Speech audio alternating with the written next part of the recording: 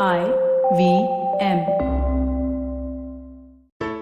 There's a quick survey to fill out on ivmpodcast.com/survey. It lets us know a little bit more about who's listening to us. And you know what? We're going to do a few prizes. So, we'll do a random drawing of maybe 10 people and we'll send you all some swag. Remember, that's ivmpodcast.com/survey where you can fill out the survey. Here's your smart fact of the day.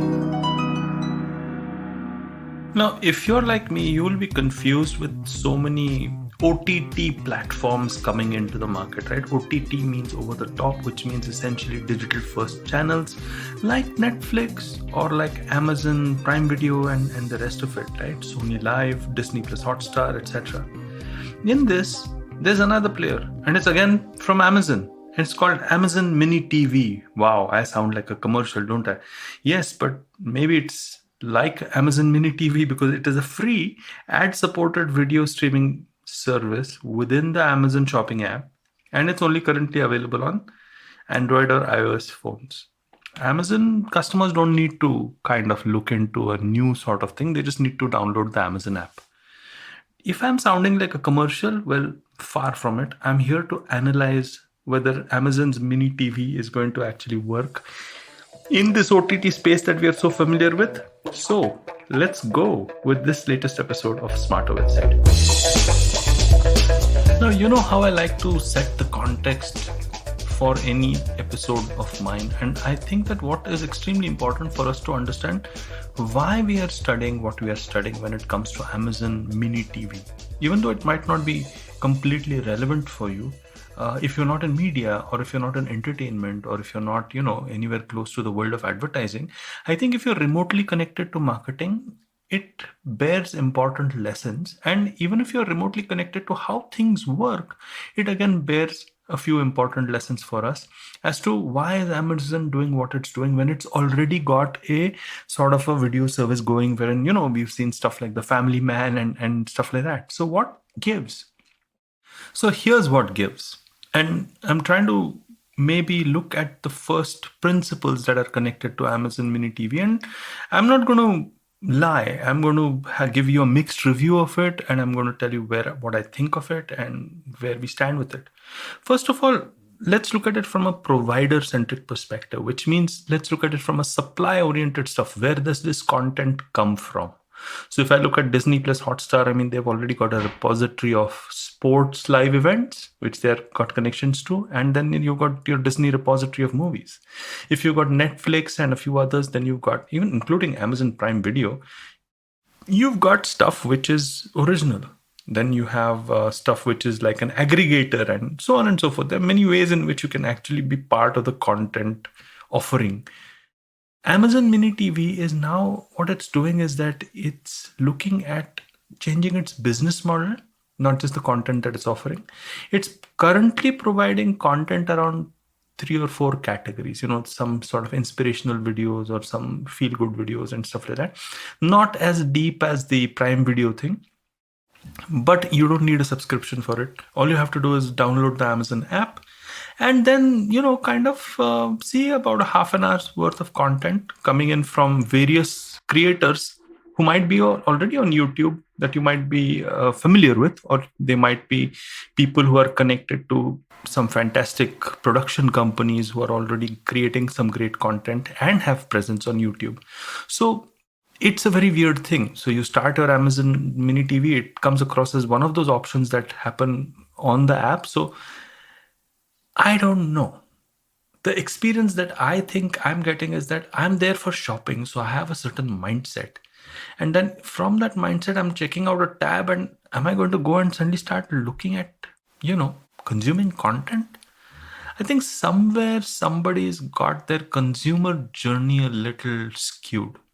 I personally feel that whenever we are in the mood for watching content or relaxing with content, Netflix and chill or something around that comes to mind. I think our mindset is extremely different when we are going shopping. So when we are going shopping, you're in the deal making, finding out the best possible choice, you're quite active and you're quite got your logical, rational mindset on as well. So I'm not sure whether I would be going to a place like this in order to switch to TV viewing. and then be given, then seeing some ads on it. I think this is a far, far stretch from what it is, but I would say Amazon Mini TV is an experiment to see whether something like this works. Because on paper it works. They have got a platform wherein people come to shop. They are currently hamstrung with the fact that they can only serve, static ads when people come to shop. They've got a captive audience with their app. They know that there is a purchase intention when you go there. So somebody must have said 1 plus 1 plus 1 is equal to, I don't know, 1011. And what if, so I can actually visualize this happening. What if we put some fantastic content that people can browse, and we show them ads and they're already on the app, and then they can go and buy, and we're shortening the journey. If only the human mind was as logical as the marketing person who conceives the idea, right? The human mind is messy, and we are all full of uncertainties, but we are full of certainties as well. We are uncertain about the way in which we buy, but we are certain about the fact that we sometimes don't want to mix things. Zomato had tried this, so had Flipkart, and they have not succeeded. I mean, Flipkart created some content which was around gaming and stuff like that, and Zomato created something around cookery shows or stuff. But people go to Zomato to order food, and people go to Flipkart to see what's on discount or what do you want to buy. It becomes a little difficult to fathom for people, and that requires a behavioral change. So, is a behavioral change going to happen with Amazon Mini TV? Well, I'm not sure of that. But I'm sure that by putting things together, and this is probably the biggest lesson for it, Amazon Mini TV, I look at it as a mini experiment. And what do I mean by that? I mean that, they're putting a lot of stuff together. It might end up working, or it might end up completely flopping, or it might end up somewhere in between, which is probably the best possible result for Amazon. Wherein they might, make a few tweaks here, make a few tweaks there, and then probably connect. That is their hope. Probably connect with people and help them to change their behavior. Go to Amazon and, look at content first if they're not doing anything. I think what Amazon is trying to do is create a habit around it. And even with the Prime Video thing, I think that was the whole idea of creating a habit around media watching through a specific platform, and then, encouraging the tangential connect to people buying shoes. That's what Jeff Bezos has famously said. But now I think what Amazon is realizing is it's a subscription. So if it's a subscription-based video on demand service, SVOD, it means that you are looking at people who are willing to pay for the Prime service and then are consuming this media. So it's a different relationship. But advertising video on demand, AVOD, is something that Amazon Mini TV is in. So, the barriers to entry for consuming content are less. My personal take on it is that both of these offerings from Amazon do not cannibalize each other, because one of them is at the top of the funnel, wherein you're trying to just connect to people without any subscription, without any commitments, and just at an awareness level. And the second is at a conversion level, or it is at a post-purchase level, wherein there is a committed relationship between customers and Amazon. So they're attacking both different parts of the customer funnel. So I don't have a specific problem with there being two offerings from Amazon in the world of media.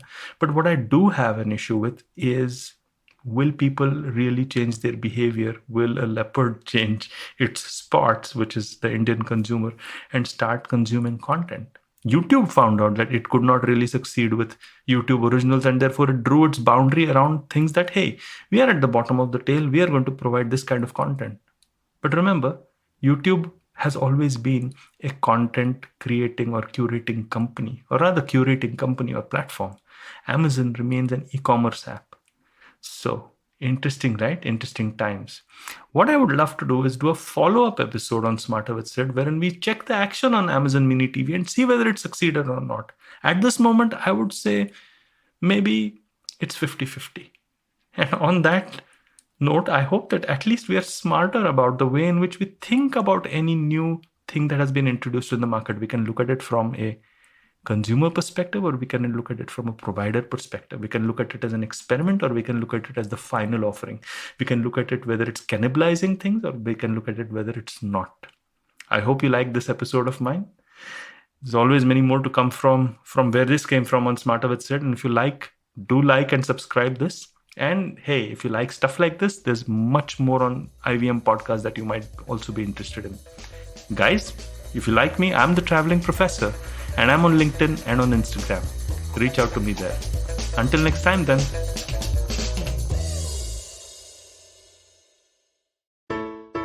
Hey everybody, it's been another great week on the IVM Podcast Network. On this round is on me. Gauri meets Minu Margaret, founder and CEO of Bliss Club. They talk about how Minu began to produce pocket-enriched activewear for women. On Big Talk About Tiny Humans, Devi Shobha and Meghna explain how one can prepare their kids for emergencies.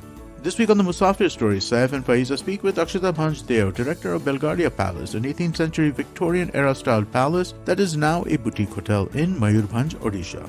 And on Audio Gyan, Kedar speaks to Kshitiz Anand about his Happy Horizons Trust and his community-based learning. Do follow us on social media. We're IVM Podcast on Twitter, Facebook, Instagram, and LinkedIn. And remember, if you're enjoying this show or any of our other shows for that matter, please do tell a friend. Also, don't forget to rate us on any of the platforms you might be listening to us on. And do check us out on YouTube. We're building a whole bunch of different channels. You can find them on ivmpodcast.com/YouTube. And we're also doing a small listener survey, which we would really appreciate your help with. It helps us kind of talk to advertisers. So you could go to ivmpodcast.com/survey. It'll just take a couple of minutes and it would be really helpful to us. We do appreciate this. And finally, we'd like to thank our sponsors this week, SBI Life Insurance and the India Water Portal. Thank you so much for making this possible. Do you wonder why China does the things that it does? Or want to know how we could improve online privacy? Or perhaps you're thinking about how we can kickstart India's economy. If you'd like to search for the answers to such questions, check out All Things Policy, a daily public policy podcast that covers everything from employment figures to aircraft carriers. Tune in from Monday to Friday for new episodes and fresh takes.